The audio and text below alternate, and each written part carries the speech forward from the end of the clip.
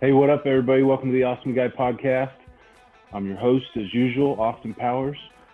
If you don't know, this is your first time listening.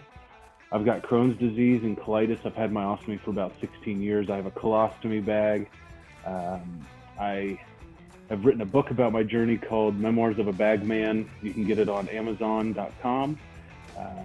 But the purpose of this podcast specifically is for family members and people who are battling these illnesses to be able to tap into a conversation, hear a little bit about the lives of those living with some of the same illnesses that you may have, illnesses that I have found and many have found to be very hard to live with, very hard to deal with, especially emotionally, which is why we have these conversations. And so I thank you for listening. Please share, please subscribe to the Ostomy Guy podcast. Just click the button on your on the YouTube channel, also on any of the podcast providers like Google, Apple, Spotify, any of those places. But I appreciate you listening. I appreciate everybody for coming on and letting anyone know that is dealing with this stuff. And today I'm going to have a conversation with Hannah Pithers, who she is a personal trainer. She's had her ostomy for 3 years now. She surprised me one day on her Instagram when she had a comment that resonates very deeply with me, and it had to do with her not wanting and liking to glorify her illness, number one, and number two, she hates the idea of being inspirational porn, if you will, where she's got to come up with something every day. Just people, that's what they're looking for, is for her to give them the juice that they need for that day to get on down the road. And so I'm really looking forward to breaking that down a little bit with her and hearing her thoughts, seeing how she's doing and where she's at. She does personal training with people who have hit rock bottom and are building their way back up. Her and her husband, Matt, are building this business together in their brand, if you will. And she does a lot of stuff online as well with her workouts and helping do training over social media as well. So let me bring her in. What's a normal day like for you?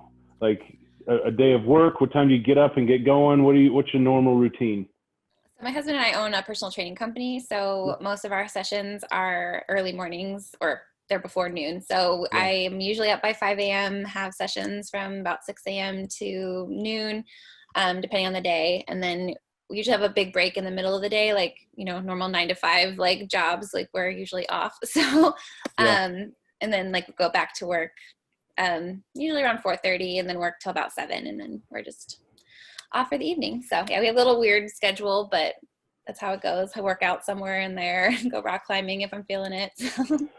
So as a trainer, do you have to find time in your day to get your own workout in also? Or do you feel like you get a workout in working out with other people? So I don't really count my actual training as a workout. Like, I'm demonstrating things, but I'm not doing like heavy weights or anything like that. So I usually Okay. will get my own workout in some other time. So I'll find some like break in my day or in the middle of the day when I don't have clients to get my workout in usually. And you work with people in Kansas City and all over, or what? How's that work?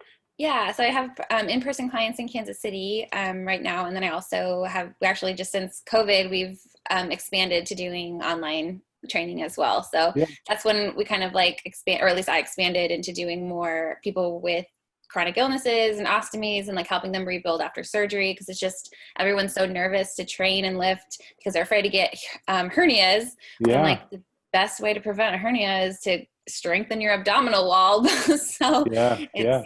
it's definitely a niche market that isn't being, serviced very well. So, And it's hard to find that balance too. I mean, mhm.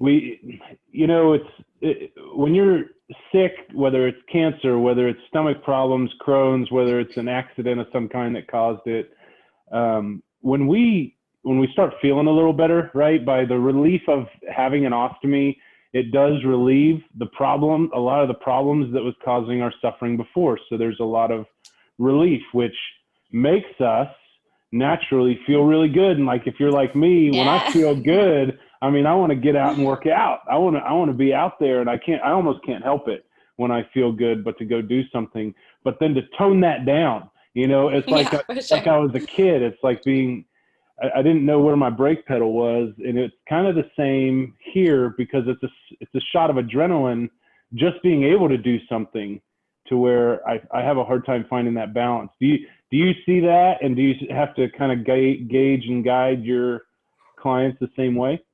Oh yeah, for sure. Like when I first had my surgery, I was sick for a long time. So I actually probably didn't work out for about 3 years before my ostomy surgery. So after I did, I had that surgery and I was starting to feel better. Like you said, I'm just like, I am so excited to get back into doing what I loved before. Yeah, but dude.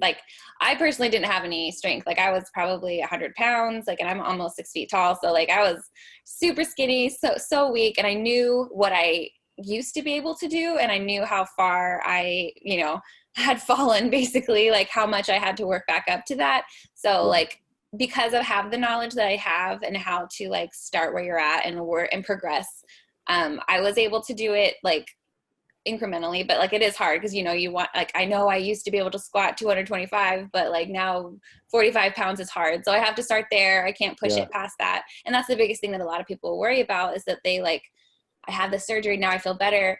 But I'm going to go lift or do the things that I used to when I felt good, or now that I feel good, and like it's too much, like too soon. And that's when injuries and hernias and things happen. So it's just like, it's hard. But yeah, for sure, like especially with my clients, like you just have to make sure that they're starting where they're at instead of just like pushing too far.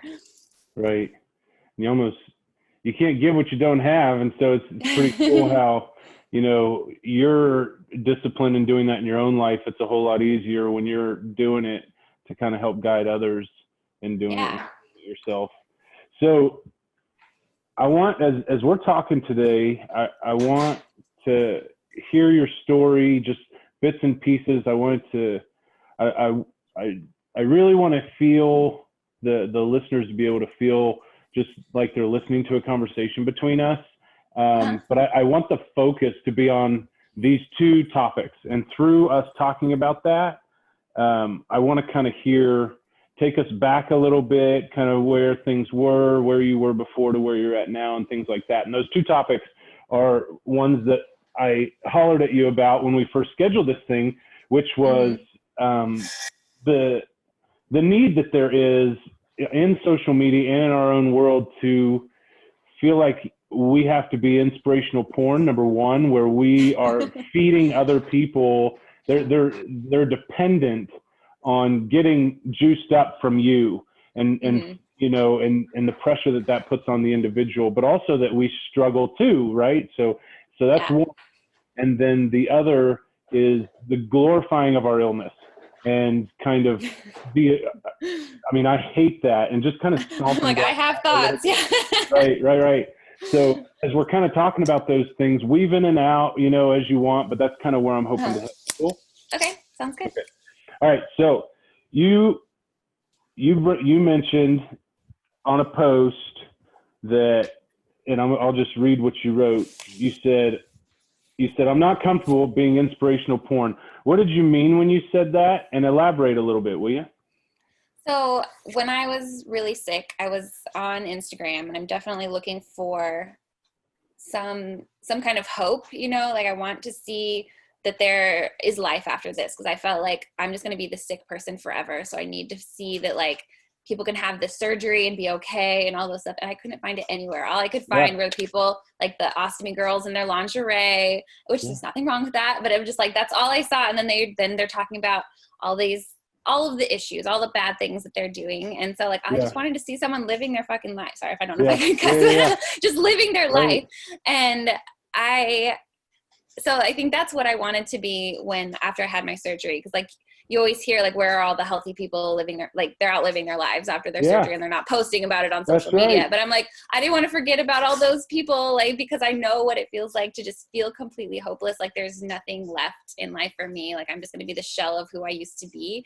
And so that's what I wanted to show, but it's hard to do that without like showing off my bag or like talking about my illness and things like that. And it's this like weird dichotomy for myself. Like, I'm just like, I don't want to be the person, like you said, glorifying your illness. I don't want to be that person that's like, I don't know. I just want to be myself and show that like, hey, I'm doing all these things despite this. This isn't who I am. This is just like, it's even like a small part of me that I barely think about, but like people need to know that that's a part of me in order to like get that hope. Yeah, I guess is what I'm trying to say. Yeah. So chew on this. So like, I need healthy people in my life. I need to feed off of their energy. I need to get in their mentality where, you know what?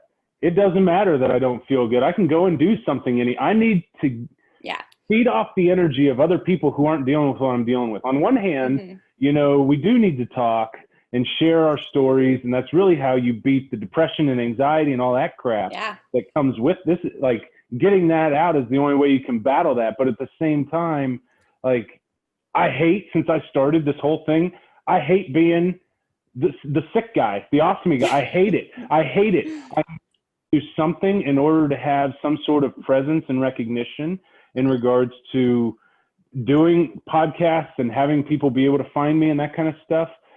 I totally didn't even think that would be the thing that bothered me the most, because I felt like I was so comfortable with it all. But now people used to not even think about it. They'd expect me to be places. They wanted me to right. And I need that pressure. Like, that helps me get over me and what I'm dealing with. That's what actually makes me seem real tough to my friends, is their energy bleeding off on me and me getting over my problems and going because I love them. Right. And I want to be with my family and my friends. But it's like, at the same time, you know, I needed people that were out there showing their bag. I needed someone that was living their life, that was successful at it and had an ostomy and was sick, because I didn't know anybody in my world. Right. And so it's like, where's that balance? But at the same time, you kind of come into it, and then all of a sudden it's like every day somebody's posting something new. Like today I saw on there, Hannah, that this girl posted something on Twitter. She was new to social media, had just gotten her ostomy within the last 3 months or so, 4 months. And she said, I can't believe that everybody on here is like trying to outpost each other on how bad their day is or what they're suffering from. And maybe it's where I'm at, right? Maybe it's where I'm at, but at the same time, I'm like, I see it. I mean, I hate the poor me attitude. I want to be able to be sick and beat the healthy people. I want to be able to get the award for my work and nobody know that I was sick, and then find out from something else I did that I was sick, and they're like, holy shit, he's got Crohn's too and an ostomy? Wait, he's doing a podcast? What? Right. Well, I was always really annoyed with the people that just were bringing awareness to how sick they were. And I'm just like, I don't need that kind of awareness. I'm like, it's great that people know that we go through what we go through, but like, we're just trying to live our lives like like everyone else. Yeah. Right. And that's all we are doing. It helps in regards to like doing my podcast. It helps me out a lot, being able to focus on other people, because my content is others, right? And so it allows me to kind of avoid having to focus on myself and build content that way. I get to use other people's stuff and post it up and everything. Hey, so you have a focus in your business on helping people who have hit rock bottom, people in a real low spot, whether it's health, physically or mentally, and I'm just always kind of inspired by the fact that the people that do that, Hannah, have been to a rock bottom. And so you kind of, you have an empathy for those who are there and are going through it. And so can you kind of tell me a little bit about that, which is what inspires you to kind of love helping those who really need help? Yeah. So when I was really sick, so I was diagnosed when I was 24, and I had my first really bad flare when I was about 25, and I lost what I thought was a lot of weight. I lost like 10 pounds, and I'm like, oh my gosh, I'm really, really sick now. Yeah. And how old are you now? I'm 31. Okay. Yeah, so after that first flare, which I thought was, of course, going to be my last one because I changed my diet and did all these things, but Yeah, that didn't you know work. how it goes. Weird. The diet doesn't have anything to do with Man. Crohn's disease. But anyway, so I had that bad flare and I lost a lot of strength, a lot of muscle, and so I just like I guess I documented that whole process of me starting where I was at there. Yeah. And it was really hard. That first time, like starting back over was so hard for me. I was just like trying to do push-ups. I'm just like crying in the gym because I'm like, I can't do 3 push-ups. Like who am I? Yeah. And so it took me probably like 2 months to get back to where I was. And I was back lifting the way I was. And of course, 6 months later, prednisone wears off. I have another flare, end up back in the hospital, the whole thing. It probably happened 3 times where I lost all my progress, had to build it back up again, lost all my progress, had to build it back up again. So I just like know what it's like to have to start over. And I've done it so many times that it like I said, it's just, you know what you used to be able to do, you know what you should be able to do. And it's just, you have to just take those baby steps one at a time to get back to where you were. And, so I just really wanted to be able to show up for people that are going through that because I know how hard it is. And it seems so daunting when you look at the big picture. You're like, I'll never be able to climb a rock wall. I'll never be able to deadlift, any weight because of all of these issues. I'm like, yeah, you can. Like it's just like anybody else.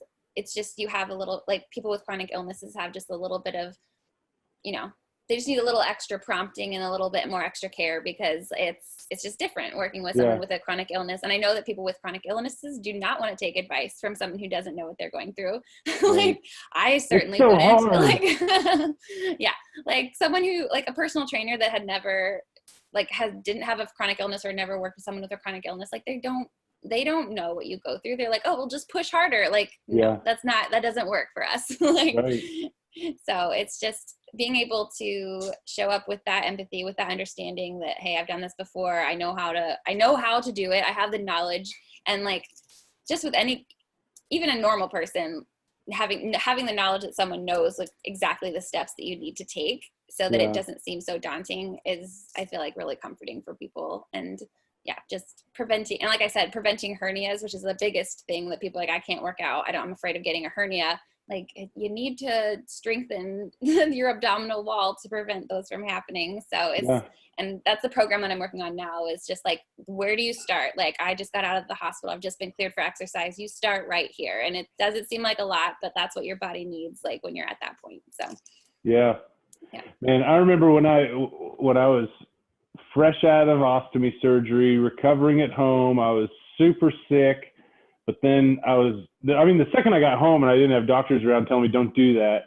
I mean, I was, you're like, I'm doing it. I was trying to do, I wasn't doing squats, but I would try and get up 3 times in a row. Right. And I'd walk over to the door and walk right back, sit down, get up, walk over the door. I mean, constantly trying to push. And that's great. So in those times when you're down, what do you do for inspiration for yourself? When you've got a low period, when you're really struggling, when it isn't so easy to get up, when you feel like dog shit and you still got clients to work with that morning, how do you handle it? And what do you do to kind of get yourself up? I don't have a lot of those days anymore. The only times that I really do is when I have blockages, which I had like a few weeks ago. I had a blockage that put me in the hospital. And so like that, I just deal with a little bit of pain and a crony pain, that like, it's like more than a normal person can handle. Yeah. It's not a little pain, but like we can deal with a lot. But so when I'm in pain, like I listen to my body, my clients are understanding, like I'm not going to push past, like, I do a little bit, but like, I don't push past the point of like it being dangerous or anything like that. Like I'm not at this point in my life, like having gone through everything, I'm not pushing through anything crazy. Like if I need to rest and my body tells me I need to rest, like I listen to that and I honor that because this is the only body I have to live in. Like other people can wait. So I'm going to take care of it. But on days where it's just like, I have like fatigue and things like that, it's just knowing that those other people need me and like that I get energized by being around people. And like you said, like you steal healthy people's energy, like get them to, or they make you want to do things and be better. Right. And I'm just lucky that like I'm self-employed. So like I set my own hours. I do all of those things. I choose who I want to work with. Yep. And especially, I don't guess what I'm trying to say, but That's such a gift though, being able to yeah. pick your hours, control who you meet with. And I Mm-hmm. say that because when you get to choose who you're in business with, I'm in the same way, and I don't do business with people that I won't sit down and have dinner with. Right. And Exactly. so Yeah. it's always people that are a joy to be with. Mm-hmm. And so that's always really cool. And when you set your own hours, it's usually good because if you need some time off, you can spread some things out. You can kind of move things around and have a lot of flexibility without that pressure of demand from your employer that so many people Exactly. have. I mean, how fortunate we are to not have that, right? Yeah. People that don't understand what you're going through. Yeah. At least my husband, I mean, he's not my boss, but like we work together. And so like, he's Yeah. not going to tell me like, you have to go to work or anything like that. Yeah. So, in regards to, I mean, you put all kinds of really cool stuff up. You're incredibly authentic and honest, which is what makes it attractive and wonderful and applicable to so many people. Thank you. The thing I always come back to when I'm like self-reflecting on stuff like that is that everything I have to say to somebody as advice came from someone or somewhere that picked me up when I was down, or I got it from somewhere when I was struggling and it just kind of stuck, and I molded it into my own little way of living and being. And then I'll say it, but just how we have and have been given, it's not like inspiration just comes out of nowhere, right? It's put Mm-hmm. inside of us from others, Yeah. and there is a need for us to share our stories and give feedback and express our feelings in these areas, because just like you and I get from others to be able to give it away, that's what everyone who's following you can hope for, is that it doesn't stop at them, right? It's that Mm-hmm. what you're saying goes to them, and then they use that for somebody in their world. And that's really causing a ripple effect in the world for sending out vibes of goodness and inspiring more than just a single person. And how not only it's like it's coming in time into my world and then into someone else. And with social media, it's like boom, all over the place, which is super cool. So Yeah, I think so too. well, what did I wrote down something as I was thinking. I wrote down everything I have was given to me by someone when I was down. Okay, that's what I said. Anyway, do you notice in your training in your own world that things you try, like we were talking about this at the beginning, but things that you try, things that you do, advice from doctors, diets, things like that, we're all so different that Mm-hmm. we could be talking about how much intensity to put into a workout, but then you turn quick to grab something out of the fridge and that's what causes your hernia, right? So we Right. could be really taking it really easy, trying not to push ourselves or whatever in a workout, and then really hurt ourselves doing something very simple. We could be on the Mm-hmm. best diet that there is for Crohn's patients and have a stupid flare up that's worse than you've ever experienced. There's this both and with it in this little medium Mm-hmm. area where you kind of it really is. It's an adventure where you have to find what works for you, what doesn't, where you can go, where you can't, what exercises you can do and what you can't, and the Yeah. food and so on. And that all kind of evolves and adapts throughout life. Would you agree with that? And how have you Oh seen yeah. your world? Well, in my world, it just comes in like all of the questions I get like in my messages on or my DMs on Instagram, because they're all like, what foods do I need to eat to avoid flares? Like, what exercises should I do to avoid hernias? Like, I don't know. Like for you specifically, it could be Yeah. completely different than it is for me. And the same with the Yeah. people that like have all of the advice. Like, oh, well, if you Right. had just tried this supplement, like you would be Oh, healed. Or like, those oh are my man. least favorite people. Yeah. Yeah. Oh my Like goodness. I can't stand them. the unsolicited advice and like the people that have no idea. Like I had a lady the other day and she commented on one of my posts, and I think it was a post where I was talking about how diet didn't cause it and diet won't heal it. And Yeah. she's like, I don't believe that. You haven't followed my program to do this, blah, blah, blah. And of course, I'm like, I let it loose on her. I was like, not very nice, which is not like me, but I'm just like, well, actually, like, you have no idea what you're talking about. And like she's like, no, I have all this proof that I've healed chronic illnesses. And her chronic illness was chronic constipation. Okay. Not Crohn's, not IBS, not IBD. She just got like, she couldn't poop sometimes. And like, that was like, I'm like, eat more broccoli. That's not that hard. Like, that's not the same thing as like bleeding your guts out. Like, right. So I was just so furious. And then I finally just blocked her. I'm like, okay, you're done. And you never know. Everybody is so different. Everybody's bodies are so different. Yeah. Doctors run into this problem. It is so, I see, we're seeing this with COVID, how you have one group of doctors that says they're gung-ho about this drug. And they're like, we look at all of our patients, and then you could go to a totally different state and they have never tried it. All their research shows that way of treating is bad, and they have this other way of doing it, and they're both experts. They're both highly accredited. And you're just like, right. Well, okay. Yeah. All right. So that's like with the whole COVID thing, that's the one thing that I can't stand. It is just revealing to me the reality that we all have with chronic illness and any major diagnosis or injury, which is the reality is that we have a new reality. We have a new illness, and we've got to learn to manage our life with this new reality. Life doesn't stop. The bills don't stop. Our families need loved. People need people. Everybody's an essential worker. It's like, if I don't die from COVID, I'm going to die from anxiety and depression, having to be locked up in my house forever, not being value in myself doing something. But it's just like, my goodness, everybody with Crohn's, colitis, cancer, you run into all these diagnoses. What do? You say, doctor, help me. What do I do? And they tell you, do this, this, this, and this. And you do it. And there's no cure for this from the very beginning. And you're picking up all the side effects of all those drugs. It doesn't mean that these treatments aren't good. But every one of those drug companies, they would stand at the gates for those drugs and tell you how successful they are. Just watch the commercials. And it's like, my goodness, everybody's so different. They work for some people, they don't for others. The side effects are way worse for some people. Yeah. You just really got to be careful. And everybody's like, they got to be their own CEO of their own health world.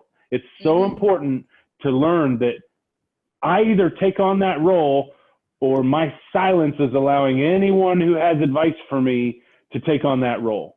So yeah, I do feel like people with chronic illnesses have been preparing for this COVID for our whole lives. We've trained for this. Like, that's right. Got this. I know how to stay home for long periods of time. I'm good with that. I know how this works. Like, I can now everyone else can relate. That's so true. That's right. Except like all these Zoom calls and stuff, I feel like Peloton got one up on everybody because that's true. They were ready for this. They just showed everybody, dude, this is coming and we're ready for you. And it's, skyrocketed. Oh man. Oh, so the other thing that I wrote was I often need to take my own advice. So like when I'm posting stuff or whenever I'm talking to somebody and I'm they might ask me a question and we're really responding with our own personal experience or how it worked with us, and they can take it for how it is. But I'm usually giving the advice I wish I would have taken or am working on myself. Right. So there's that cool rub between, on one hand, it's hard to have to be out there and do something and express our feelings. But on the other hand, doing it and verbalizing it actually creates self-knowledge. It helps me be able to identify more of what I'm dealing with by being true to the people that I'm talking to and what they're working through. So that's cool. Yeah, for sure. All right. So glorifying our illness. That's the next thing I want to talk about. So when I wrote my book, I started writing what I thought was going to be a blog, and it ended up just becoming the story that it was. And I had a number of publishers that all wanted to take my story and make it into like a novel, a longer book, like an inspirational type of a book. And for some reason, you can call it stupid or whatever, but the whole reason I even wrote it wasn't to make myself stand out or glorify my problems. And I didn't want to tell story after story of this and that, and you to feel like you had to get deeply involved in my life. I wanted to write it for people who are struggling through this and assuming that there are people more sick than me, number one, and that in hearing me talk about what I'm dealing with, I didn't want to try and make what I was talking about worse than it was in order to draw attention. I wanted to be real and authentic, to the point and out, so that people who are dealing with it can get in and out and on with their life, and parents who have kids dealing with this stuff can get an emotional side of what we're dealing with, how we're struggling through it, and kind of why we are the way we are, and get on back to their life. Because that's what we're all trying to do, because that's what I figure everybody's doing. I mean, at the point I wrote it, I didn't know people were making living posting about every flare-up they have. I mean, it just blows my mind. But I was wanting to just get back to work, and I figured that's what everybody's wanting to do. We're all kind of selfish, right? We all really actually need to get back to our world, and that's kind of how I wrote it. But the point of what I'm saying is, in not doing that, I didn't want to make anything I was dealing with stand out as something amazing. It is relative. Like, I would take all my problems right back. Everybody I talk to and I hear all their deal, I'm like, you guys keep all your problems. I like mine just the way they are. Right. I love my health, as bad as they might seem. I want them just the way they are, right? And so not wanting to put it out there in such a way that was this poor me or look at what I'm dealing with. I felt more like I needed content.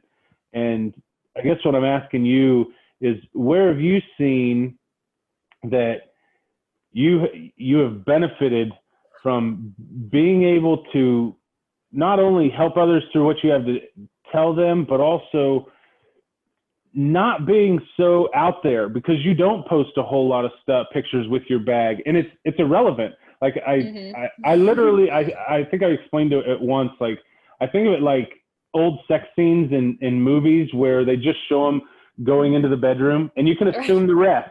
Right? Yep. You know it's there. That's right. You know it's getting ready to happen. And once you know somebody has an ostomy, you get the rest, right?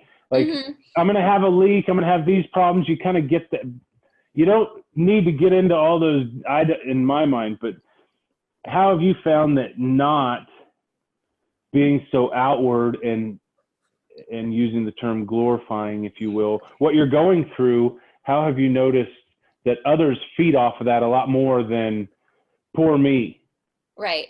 So, I mean, I like you said, I don't do full on bag out pictures. Like, I do every once in a while because people follow me or that's how people find me. They know that, okay, you do have an ostomy, like from these few and far between and before and afters that I post.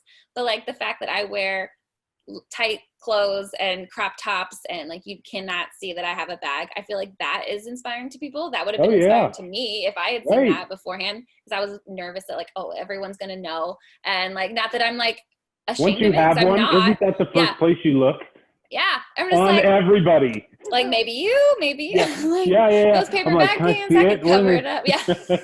It's so true. And I'm like, I feel like people do that to me, but I'm like, good luck. Like, right. I mean, and I'm not ashamed of it at all, but it's so easy to cover up. So I'm like, why would you just flop it out? Like, I don't understand like the people out on the beach with their like bikini and bag flopped out. I'm like, that's weird. I don't like it. So, and then like, it's a really common thing in the ostomy community to like some of the higher followed accounts are just women in their underwear. Like they're like, okay, I'm in my underwear, I'm having ostomy, and I'm like, I guess I'm still sexy or something, but I'm just like, I don't understand it, and it just doesn't make sense to me.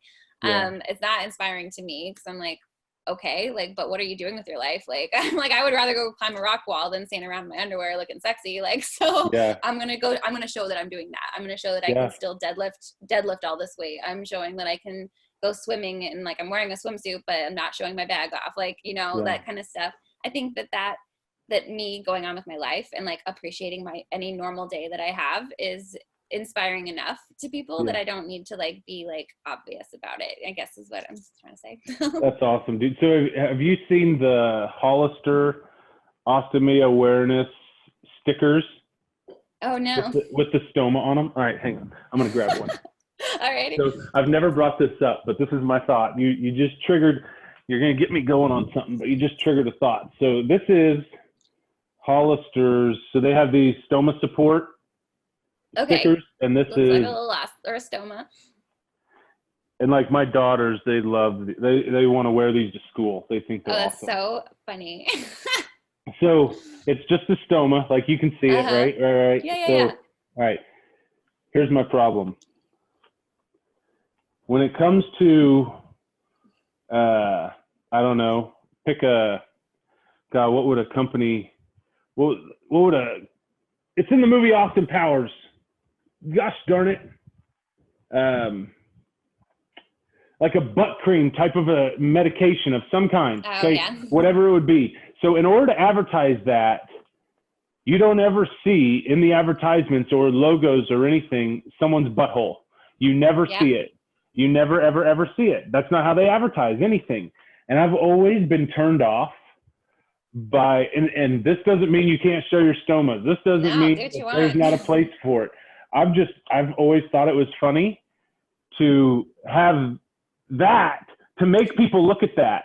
And like when I first got my ostomy, I remember thinking to myself, I am not going to be the dude that tries to bring ostomies back. They're not going to be in style ever. No. I'm not going to try and make poop cool. I'm just not going to, I'm not going to be that guy. I'm not going to do it. That was not me either. I totally agree. I was just like, this is gross to everybody. It's gross to me when it gets on me. I shouldn't expect other people to be okay with it. I shouldn't expect other people to have to deal with it. Just like I don't like it when activists try and make me like X, Y, or Z feeling or belief that they have or life that they live. I don't need to make people like this. And that was always just my philosophy. Yeah, I love it. But I always just thought that was really funny. So there's my bone to pick, and I picked it with you. Yeah, I've always thought that too. I'm like, it's literally just an asshole like on your belly. Like, why is that? Like, why do we have to show that? Like, you don't want to. I get from every once in a while, and I get that it's necessary. And like there's times when it's been good for me to know that, and I get it. But it was just never my thing. It was just never my thing. Showing your butt. No one just either. No one. I mean, you can't even watch TV now. They don't show feces on TV. It's like they'll say all kinds of cuss words, but they will never show real crap somewhere. And so as a cultural norm, it's just not. And I always just felt it was weird. And I have family members and friends that they give me such a hard time. Like the world is hardcore, right? And so I've learned to kind of respect the fact that you don't have to make people like this stuff.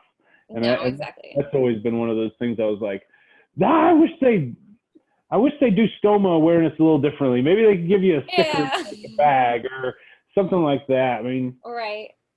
But whatever. Whatever. Okay, so I was going to say, the other thing I was going to say was the other really hard thing about glorifying our illness or whatever, or having to talk about it outside of just focusing on where you're working out, your training, and all that kind of stuff, is that there's so much more to Hannah than your illness and having an ostomy. There's so much more to Austin than having Crohn's and having an ostomy. Yeah. I only deal with them to do the rest of my life. And it's like, it's such a small little detail, and to hyper focus on one tiny little area of my life like that has always just been something that was kind of difficult as well, which I wanted to see what your thoughts were on that. Yeah. I feel like if it ever got to the point where this continued to define me after I felt well, then that was a problem. And it took over my life for so long that like you said, I prefer to get on with my life. Like this is such a small, minuscule part of me. Like you said, it's just what it is. And like, yes, it's something I go through, but like, it doesn't define me anymore. So like, I'm not the ostomy girl. I'm Hannah and I do all these badass things and you can too. Like, right. So. Do you have any go-to movies or songs or anything, playlists or anything like that to get you pumped up when you're working out or whatever? Ooh, not really. Come on. I You don't know, listen to I'm music? so lame. I do listen to music, but it's not like anything specific. I listen to everything, so it's hard to like pinpoint one specific thing. Like I've been really liking like, yeah, what are you like into something now? with like a good beat. Like I'm liking some funk and some like just, I don't know, groovy music. Like it's kind of interesting right now, but it's really all over the place. Like I'll listen to country, I'll listen to rap, I'll listen to everything. So. You're a typical Kansas girl, basically. I know, it's true. I just have all of the things mixed together. So you are always and you post it, but you're always so available for people who are dealing with something and are needing to reach out to somebody. Why? Because I wish that someone did that for me. Like, and I feel like I have a message that even for healthy people, that you shouldn't take any normal day for granted. Like, you know, and like when you deal with a chronic illness and you never know if you're going to have a normal day, like just not being in pain is a blessing. So just passing that on to people, but people who are struggling, like they need to know that there's hope. And I mean, I struggled for a long time. I was sick for 3 years, like sick for 3 years straight, like, and I didn't think it would ever end. And so just knowing that there is hope, that there's a light at the end of the tunnel, but also at the same time that it's okay to like be where you're at. It's okay to like be upset about things. And like, I don't know, it's just finding joy where you can. And everyone should do that, whether you have a chronic illness or not, like, and appreciating life for what it is. And like, I feel like having someone who's been there to tell you that it's going to be okay just is comforting, I guess. And so I just really wanted to be that for people and not be the person that got better and just like went on to live my life and left all the people struggling like behind, you know? So. How do you go to a support group there in Kansas City? I don't, because I feel like support groups are just people complaining about being sick. So I didn't want to do that. I never felt supported.